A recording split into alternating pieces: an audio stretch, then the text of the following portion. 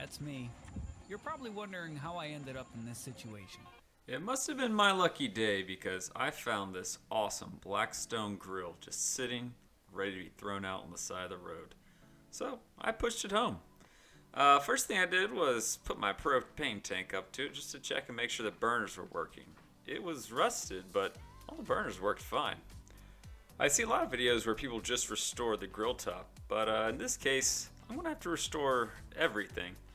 The grill top there, I've already started to scrape, but it's going to need some extra strength.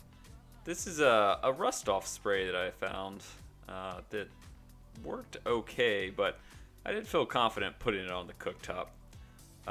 This is after a couple layers. I'd let it sit out, rinse it, and I did this probably 4 or 5 times on all the non-cook surface areas just to save myself some sanding in the long run. Now it's time to tackle the actual cooktop. I've seen a lot of different videos and a lot of different ways to clean these, and I'm going to try to give you my favorite way. Started off with the Dawn dish spray and a Brillo pad, and I'm just trying to work off, I guess, some of the more food stains. Now I'm taking a paint scraper to it. This cook surface was in pretty bad shape, and some of those spots I'm hitting are actually where the metal had bubbled up and rusted through. So I'm really having to get in there and chip away at those spots. I probably worked on this by hand for, I don't know, 3 hours probably altogether. I let it dry and noticed it was still really rusty. I'd gotten most of the food, stuck on food off, but underneath you could see all this existing rust. So I took a 180 grit sandpaper, I think, to it and tried to just work out those rust spots. And it was pretty slow progress with the sander. That's another thing I'd seen a lot of the restoring people use is the orbital sander. And I had some success with it, but what I'm about to show you next is the only thing you need to buy, and that is this.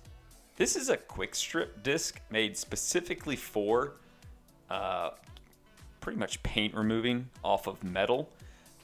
This attachment is for my drill, but if you have an angle grinder, you can also get this for that as well, and it'll probably work better than a drill.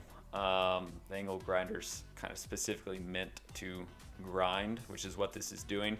It just goes across that metal surface and gets up everything. It goes through the rust, and as you can see the silver coming through finally. It's going through that factory seasoning, and I'm glad I did, because this cooktop did have a lot of rust underneath that, which I've seen on other videos can happen. If that rust penetrates anywhere on the factory seasoning, then there's a good chance that it also can permeate through the rest of it. So now I'm going to try the wire brush head, which I saw a lot of people using as well. This is pretty good for the corners. Trying to get into those tight areas that disc couldn't get into. But yeah, it is not anywhere as good as the disc. And here's that final result. That cooktop is looking fresh. No rust on it anymore. Nice and new. All it's going to take is a good seasoning. And then I wanted to kind of show you how well this disc worked. Again, I keep raving about it. It was cheap, it was easy, and it gets that rust off so nicely. I took it to the rest of the grill where even that rust remover wasn't working. And then we move on to the paint job. So I'm just taping it up here. The paint I found was specifically for grills. So it's a high heat paint made for grills. Obviously you don't want to use a standard spray paint. And you also, I'm not sure, but I wouldn't use the high heat spray that's meant for like vehicle engine bays. This one's specifically for grills, so I guess that means it's not going to release any toxins when it heats up. And that's after the first coat, so it's looking really nice. All that rust is gone, and we have a nice newish looking used grill. I would like to take this time to talk about safety. You can see I'm pretty strapped up here. Headphones, mask, gloves. A lot of these videos I'm watching, no one's wearing anything. That grinder, the amount of rust dust in the air, even if you're sanding, obviously spray painting, you want to wear a mask. And I don't want to harp on this too long, but if you're going to make a do-it-yourself video, at least wear the proper protections. That's after, that's before. You do not want that in your lungs. Please be safe. Okay, so we're going to continue with the cooktop here, trying to get it prepped. I use some more of the Dawn and just try to get that dust off from the grinding. Scrape it off with my spatula. And then what we're gonna do is we're gonna use some white vinegar and a grill stone.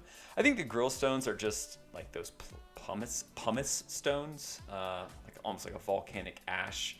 So it's abrasive, but not too abrasive.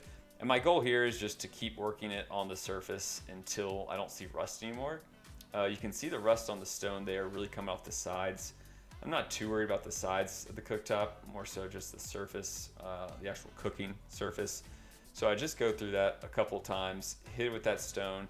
And the idea is just to keep doing this over and over until I don't see any more kind of coloration come up off the cooktop. So I think I do it 4 or 5 times before finally it's a nice clean surface.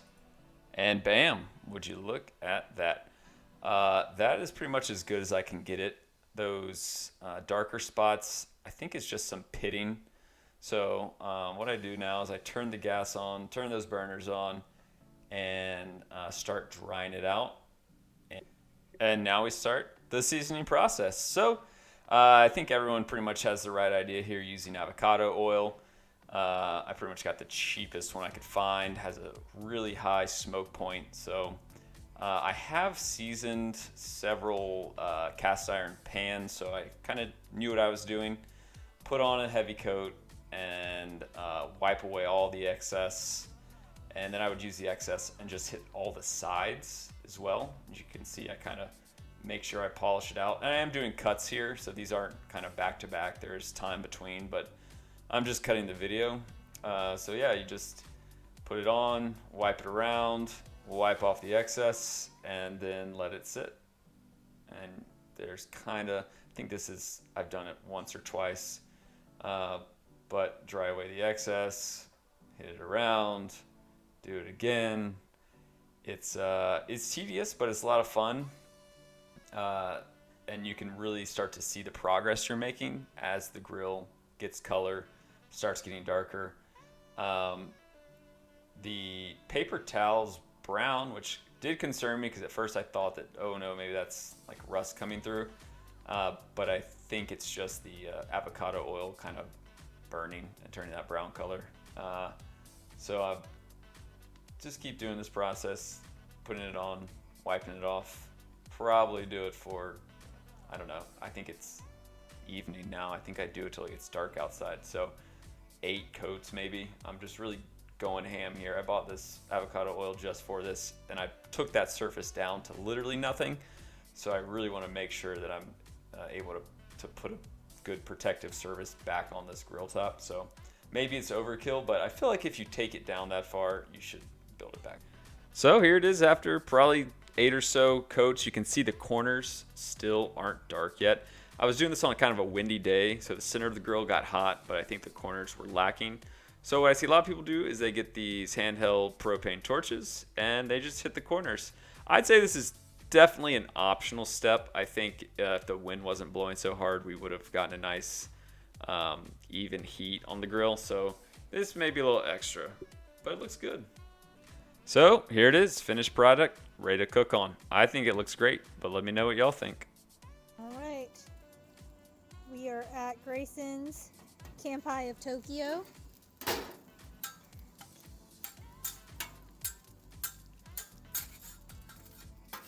He's got everything here on his new Blackstone. New old Blackstone.